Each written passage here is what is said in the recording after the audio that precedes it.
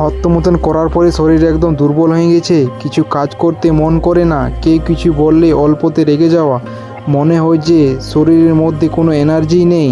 Social মিডিয়াতে খারাপ video দেখছেন, পর্ন ভিডিও দেখছেন, এসব দেখতে ছেড়ে দিন। এর পারা ক্ষতিকারক কিছুই নেই। সামান্য উত্তেজনায় লিঙ্গ থেকে বীর্য বেরিয়ে যায় ভাই, কারণ হত্যমতন না ছাড়লে কিছুই হবে না। কারণ বীর্য আমাদের শরীরের সত্যি, এই সত্যি আমরা হত্যমতন করে বের করে দিচ্ছি। শরীরের মধ্যে কিছুই থাকবে না, শরীর একেবারে খোকলা হয়ে যাবে। 1 মিনিটে এনজয়ের জন্য পুরো যৌবন জীবন নষ্ট। আর হত্যমতন না ছাড়লে যতই পুষ্টিকর খাবার খান না কেন, কিছুই হবে না। এটা এক এমন সমস্যা যে কাউকে বলতে লজ্জা পায়। শরীরে যে আমাদের বীর্য হার এক কোণে প্রতিটি বডি সেলসে থাকে, সেই বীর্য আমাদের শরীরে সত্যি, আর এই বীর্য আমরা হত্যমতন করে বের করে দিচ্ছি।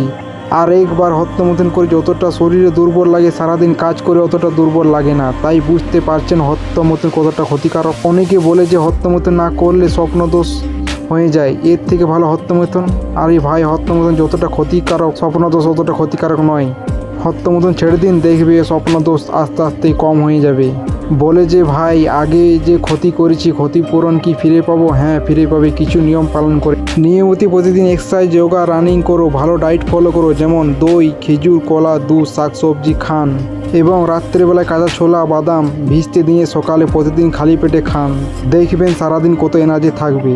সেই যৌবন ফিরিয়ে আনার আয়ুর্বেদিক ওষুধ রয়েছে, যেমন কি অশ্বগন্ধা, শতাবরী, সফেদ মসলি, কোঁচকে বীজ। এই 4টি পাউডার আয়ুর্বেদিক স্টোরে না হলে অনলাইনে পেয়ে যাবেন।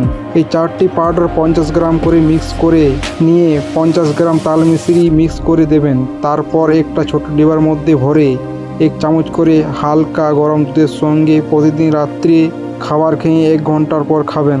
লাগাতার 3 মাস খান। 1 মাস খেলেই বুঝতে পারবেন যে শরীরে কমজোরি দূর হচ্ছে।